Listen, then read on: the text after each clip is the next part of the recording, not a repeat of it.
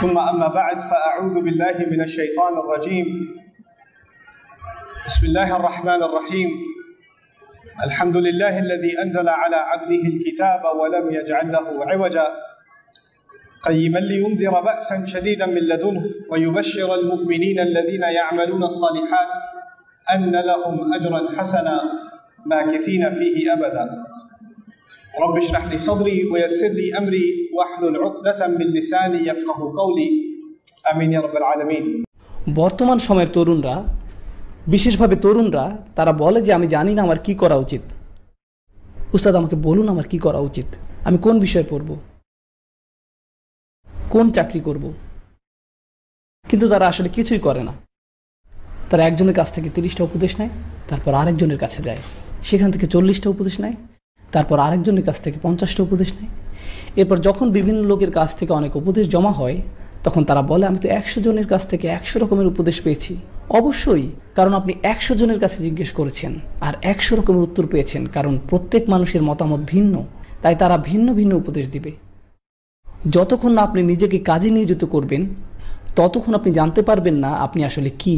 আপনি আপনার শক্তি এবং দুর্বলতা কোনোটাই ধরতে পারবেন না। কোনো কাজ করার আগে ভয় পাওয়া বন্ধ করুন। উদ্যোগ নিতে ভয় পাবেন না, চেষ্টা করতে বা ব্যর্থ হওয়ার ভয় পাবেন না। ব্যর্থতা আসলে আপনার জন্য ভালো। এটা দেখিয়ে দেয় যে কোথায় ফাটল আছে, আপনাকে কোথায় উন্নতি করতে হবে তা দেখিয়ে দেয়। আবার আপনি কিসে ভালো সেটাও দেখিয়ে দেয়। হয়তো আপনাকে এতে আরও ভালো হতে হবে, কিন্তু এসব কখনোই হবে না যদি আপনি চেষ্টাই না করেন। যতক্ষণ আপনি নিজেকে কাজের মধ্যে নিযুক্ত করবেন, আমি চাই আপনারা এভাবে চিন্তা করুন, আমাদের রূহ তো আলামুল আমর থেকে, কিন্তু আল্লাহ আমাদেরকে এই যে জীবন দিয়েছেন যা আমরা কাজে লাগাতে পারি, তা তো অসীম নয়, তাই না?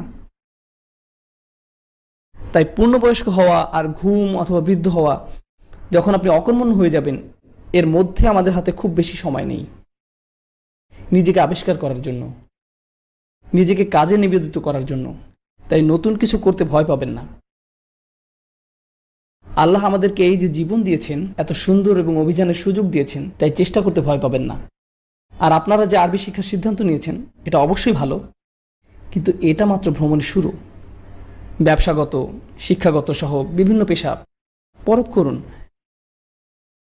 আর আপনি যদি ভয়ে জীবন কাটিয়ে দেন এই ভেবে, যদি এটা আমার জন্য না হয়, আমি যদি এতে সাফল্য না পাই, তাহলে আপনি সারা জীবন এক পাশেই পড়ে থাকবেন, জীবনে কোনো কিছুই করতে পারবেন না।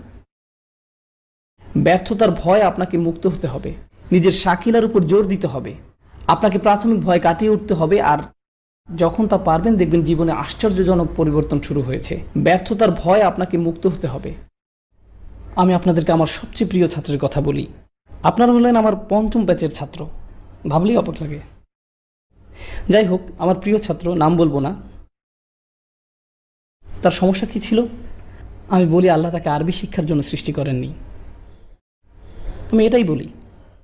কিন্তু সে আমার খুব প্রিয় ছাত্র, আমি তাকে খুবই ভালোবাসি, এবং সে, আমি যতজনকে চিনি তাদের সবার থেকে বেশি পরিশ্রম করেছে, রাত আর দিন। ব্রেকের সময়ও বাকিরা হয়তো অন্য কিছু করেছে, সে পড়াশোনা করেছে। মানুষজন দুপুরের খাবার খেতে যাচ্ছে, কিন্তু সে পড়ছে, সে নোটের মধ্যে ডুবে আছে, প্রশ্ন করছে আর পড়ছে তো পড়ছেই। এবং সে, আমি যতজনকে চিনি তাদের সবার থেকে বেশি পরিশ্রম করেছে। সে একের পর এক খাতা শেষ করে ফেলছে নোট লিখে লিখে।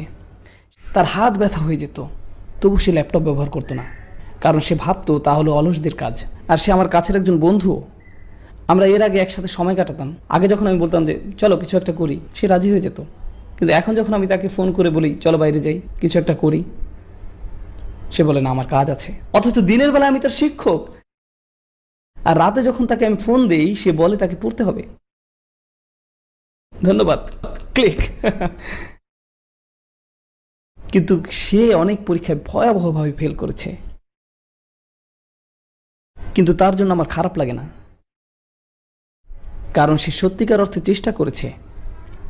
আর এমন লোকও ছিল যারা খুব একটা চেষ্টা না করে 100 পেয়েছে। প্রথমত আমি মনে করি তাদের জন্য এই সময়ের কোনো মূল্য নেই। তারা যা শিখছে, আর আমি তাদের কাজকে শ্রদ্ধাও জানাই না, কিন্তু সে যা করছে আমি তাকে শ্রদ্ধা করি। আমি কিছু একটা করব, যথাসম্ভব চেষ্টার সাথে করব। ব্যর্থতার প্রথম আগমনেই ভয় পেয়ে পালাবো না, আমি অন্য কিছু করা শুরু করব না। আর এটাই আমাদের বুঝতে হবে ক্যারিয়ারের ক্ষেত্রেও। আপনি যে প্রচেষ্টা করবেন, যতক্ষণ আপনি উপভোগ করছেন, যে একটু ছন্দপতন ঘটলো, আপনি ভাবলেন এখন আমার অন্য কিছু করা উচিত। তাই কি? তাই কি? এটা তো জান্নাত নয়। ভালো দিনের সাথে খারাপ দিন তো থাকবেই, এই জীবনটাই এমন। যখন অনুগ্রহ আসতে থাকলো, আমি খুশি, সব ঠিক আছে, আমি খুশি। আর যখন কিছু মনমতো হলো না, তারা চরম হতাশাগ্রস্ত হয়ে গেল। কানাইয়া উসা, তারা চরম হতাশাগ্রস্ত হয়ে গেল। আমার এটা করা ঠিক না, বা এটা আমার জন্য না। এটা ছাত্রদের সাথেও হয়। তারা একটা পরীক্ষা ফেল করে, আরে না না ফেল না, 95 ফেল, আস্তাগফিরুল্লাহ। আপনি কিভাবে বাপ মাকে মুখ দেখাবেন? আপনাকে কে বিয়ে করবে কারণ আপনি 95 পেয়েছেন? আমার মনে হয় আমার পড়াশোনা ছেড়ে দেওয়া উচিত, কারণ এখন আর কোনো লাভ নেই। সত্যি? সিরিয়াস হন, মেরুদণ্ড শক্ত করুন। আপনি যাই করেন না কেন নিজেকে পুরোপুরি নিবেদিত করুন। আর এটা শুধু এই প্রোগ্রামে না, জীবনের সব ক্ষেত্রেই প্রযোজ্য। যাই করুন পুরোপুরি মনোযোগের সাথে করুন। আপনি যাই করেন না কেন নিজেকে পুরোপুরি নিবেদিত করুন। অবশ্যই সাহায্য চাইতে পারেন, কিন্তু অতিরিক্ত চাইবেন না। এমন যেন না হয় যে আপনি উপদেশের পর উপদেশ নিচ্ছেন কিন্তু নিজে কিছুই করছেন না। আপনার জীবনে আপনি খুব অল্প কিছু মানুষকে বিশ্বাস করতে পারেন। আবার এমন লোকও আছে যারা এমন মানুষের কাছে উপদেশ চায় যে তারা জানে তারা 2 রকমের উত্তর পাবে, কারণ তারা দ্বিধায় থাকতে পছন্দ করে। তারা একে অজুহাত হিসাবে ব্যবহার করে। সে এটা বলেছে কিন্তু তুমি তো এটা বলেছ। তারপর আপনি যখন কিছু বলবেন তখন তারা বলবে কিন্তু অমুক তো এটা বলেছে, এটা তো আগেই বলা যেত।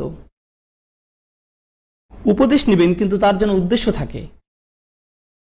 আর যাকে বিশ্বাস করেন তার কাছে যান, যেন তোলে লোকের কাছে না। আর আপনি যদি তা না করেন তাহলে কি বোঝায় জানেন? প্রথমত আপনার নিজের উপর বিশ্বাস নেই, দ্বিতীয়ত আপনি মানুষকেও বিশ্বাস করেন না। আপনি কেন তাদের জিজ্ঞেস করছেন যেখানে আপনি নিজেই জানেন আপনার সিদ্ধান্ত? আপনার সবার উপদেশ নিতে হবে এমন কোনো কথা নেই। আমার উপদেশ, শেখ উমর সুলাইমানের উপদেশ, শেখ আব্দুল নাসেরের উপদেশ বা যে কারো উপদেশ, আপনি উপদেশ নিয়ে নিজের বুদ্ধি খাটান। আর যখন আপনি সিদ্ধান্ত নিয়েছেন তখন আল্লাহর উপর বিশ্বাস রাখুন আর সামনে এগিয়ে যান। আর এভাবেই আপনি নিজেকে চিনতে পারবেন। আর এটা খুবই গুরুত্বপূর্ণ একটি শিক্ষা যা মুসলিমদের মাঝে আত্মস্থ করা উচিত। আর তাহলে ইনশাআল্লাহ আপনার এবং আপনার সাথে জড়িত অন্যদের জীবনেও আশাতীত পরিবর্তন ঘটবে।